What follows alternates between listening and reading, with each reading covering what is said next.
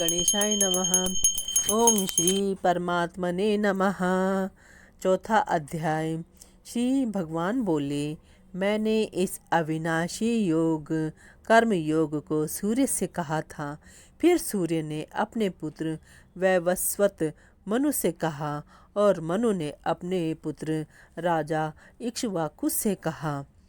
हे परंतप, इस तरह परंपरा से प्राप्त इस कर्म योग को राजर्षियों ने जाना, परंतु बहुत समय बीत जाने के कारण वह योग इस मनुष्य लोक में लुप्त प्राय हो गया। तू मेरा भक्त और मेरा सखा है, इसलिए वही यह पुरातन योग आज मैंने तुझसे कहा है, क्योंकि यह बड़ा उत्तम रहस्य है। अर्जुन बोले, आपका जन्म तो अभी का है और सूर्य का जन्म बहुत पुराना है, अतः आपने ही सृष्टि के आरंभ में सूर्य से यह योग कहा था। यह बात मैं कैसे समझूं? श्री भगवान बोले, हे परंतप अर्जुन, मेरे और तेरे बहुत से जन्म हो चुके हैं, उन सबको मैं जानता हूँ, पर तू नहीं जानता। मैं अजन्मा और अविनाशी स्वरूप होते हुए भी तथा संपूर्ण प्राणियों का ईश्वर होते हुए भी अपनी प्रकृति को अधीन करके अपनी योग माया से प्रकट होता हूँ।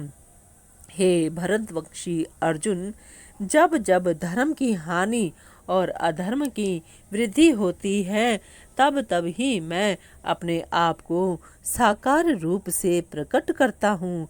साधुओं भक्तों की रक्षा करने के लिए, पाप कर्म करने वालों का विनाश करने के लिए और धर्म की भली भांति स्थापना करने के लिए मैं युग युग में प्रकट हुआ करता हूँ। हे अर्जुन, मेरे जन्म और कर्म दिव्य हैं। इस प्रकार मेरे जन्म और कर्म को जो मनुष्य तत्व से जान लेता है, अर्थात दृढ़ता पूर्वक मान लेता है, वह शरीर का त्याग करके पुनर्जन्म को प्राप्त नहीं होता, प्रत्युत मुझे प्राप्त होता है। राग, भय और क्रोध से सर्वथा रहित, मुझ में तल्लीन, मेरे ही आश्रित तथा ज्ञान रूप तप से पवित्र हुए बहुत से भक्त मेरे स्वरूप को प्राप्त हो चुके हैं। हे पृथानंदन, जो भक्त जिस प्रकार मेरी शरण लेते हैं, मैं उन्हें उसी प्रकार आश्रय देता हूँ, क्योंकि सभी मनुष्य सब प्रकार से मेरे मार्ग का अनुसरण करते हैं। कर्मों की सिद्धि चाहने वाले मनुष्य देवताओं की उपासना किया करते हैं, क्योंकि इस मनुष्य लोक में कर्मों से उत्पन्न होने वाली सिद्धि जल्दी मिल जाती है। मेरे द्वारा गुणों और कर्मों के विभाग पूर्वक चारों वर्णों की रचना की गई है। उस सृष्टि रचना आदि का कर्ता होने पर भी मुझे अविनाशी परमेश्वर को तू अकर्ता जान, कारण कि कर्मों के फल में मेरी स्पृहा नहीं है, इसलिए मुझे कर्म लिप्त नहीं करते। इस प्रकार जो मुझे तत्व से जान लेता है, वह भी कर्मों से नहीं बंधता। पूर्व काल के मुमुक्षुओं ने भी इस प्रकार जानकर कर्म किए हैं, इसलिए तू भी पूर्वजों के द्वारा सदा से किए जाने वाले कर्मों को ही उन्हीं की तरह कर। कर्म क्या है और अकर्म क्या है, इस प्रकार इस विषय में विद्वान भी मोहित हो जाते हैं। अतः वह कर्म तत्व मैं तुझे भली भांति कहूँगा, जिसको जानकर तू अशुभ संसार बंधन से मुक्त हो जाएगा। कर्म का तत्व भी जानना चाहिए और अकर्म का तत्व भी जानना चाहिए तथा विकर्म का तत्व भी जानना चाहिए, क्योंकि कर्मों की गति गहन है, अर्थात समझने में बड़ी कठिन है। जो मनुष्य कर्म में अकर्म देखता है और जो अकर्म में कर्म देखता है, वह मनुष्यों में बुद्धिमान है, वह योगी है और संपूर्ण कर्मों को करने वाला कृतकृत्य है, जिसके संपूर्ण कर्मों के आरंभ संकल्प और कामना से रहित हैं तथा जिसके संपूर्ण कर्म ज्ञान रूपी अग्नि से जल गए हैं उसको ज्ञानी जन भी पंडित कहते हैं।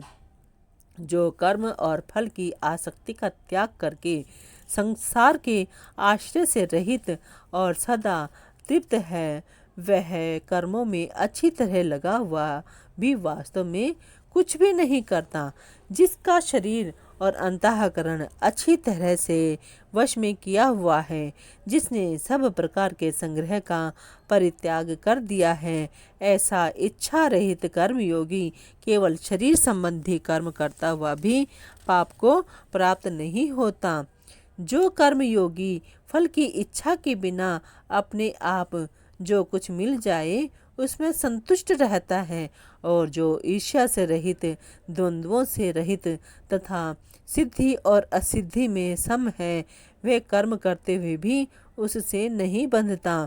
जिसकी आसक्ति सर्वथा मिट गई है, जो मुक्त हो गया है, जिसकी बुद्धि स्वरूप के ज्ञान में स्थित है, ऐसे केवल यज्ञ के लिए कर्म करने वाले मनुष्य के संपूर्ण कर्म नष्ट हो जाते हैं।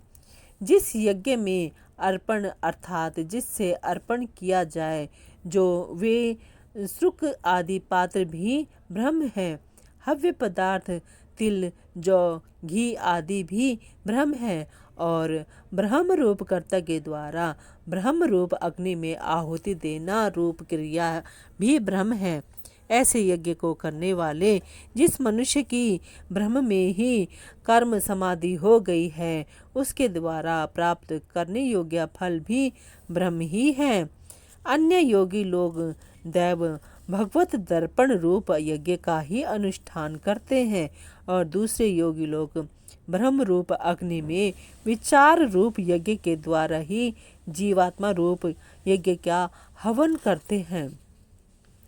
अन्य योगी लोग श्रोत्रादि समस्त इंद्रियों का संयम रूप अग्नियों में हवन किया करते हैं और दूसरे योगी लोग शब्द आदि विषयों का इंद्रिय रूप अग्नियों में हवन किया करते हैं। अन्य योगी लोग संपूर्ण इंद्रियों की क्रियाओं को और प्राणों की क्रियाओं को ज्ञान से प्रकाशित आत्म संयम योग समाधि योग रूप अग्नि में हवन किया करते हैं। दूसरे कितने भी तीक्ष्ण व्रत करने वाले प्रयत्नशील साधक द्रव्य में यज्ञ करने वाले हैं और कितने ही तपोयज्ञ करने वाले हैं और दूसरे कितने ही योग यज्ञ करने वाले हैं तथा कितने ही स्वाध्याय रूप ज्ञान यज्ञ करने वाले हैं। दूसरे कितने ही प्राणायाम के परायण हुए योगी लोग अपान में प्राण का पूरक करके प्राण और अपान की गति रोक कर कुंभक करके फिर प्राण में अपान का हवन करते हैं तथा अन्य कितने ही नियमित आहार करने वाले प्राणों का प्राणों में हवन किया करते हैं। ये सभी साधक यज्ञों द्वारा पापों का नाश करने वाले और यज्ञों को जानने वाले हैं। हे कुरुवंशों में श्रेष्ठ अर्जुन, यज्ञ से बचे हुए अमृत का अनुभव करने वाले सनातन पर ब्रह्म परमात्मा को प्राप्त होते हैं। यज्ञ न करने वाले मनुष्य के लिए यह मनुष्य लोक भी सुखदायक नहीं है, फिर परलोक कैसे सुखदायक होगा। इस प्रकार और भी बहुत तरह के यज्ञ वेद की वाणी में विस्तार से कहे गए हैं।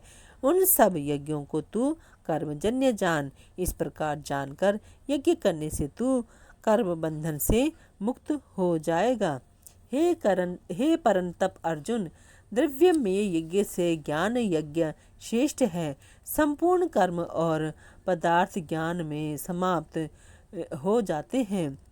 उस तत्व ज्ञान को तत्वदर्शी ज्ञानी महापुरुषों के पास जाकर समझ।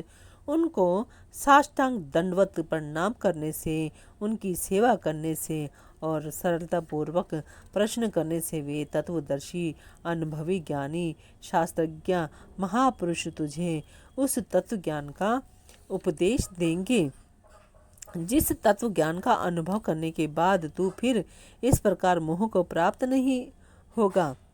और हे अर्जुन, जिस तत्व ज्ञान से तू संपूर्ण प्राणियों को निशेष भाव से पहले अपने में और उसके बाद मुझ सच्चिदानंद घन परमात्मा में देखेगा, अगर तू सब पापियों से भी अधिक पापी है तो भी तू ज्ञान रूपी नौका के द्वारा निसंदेह संपूर्ण पाप समुद्र से अच्छी तरह तर जाएगा।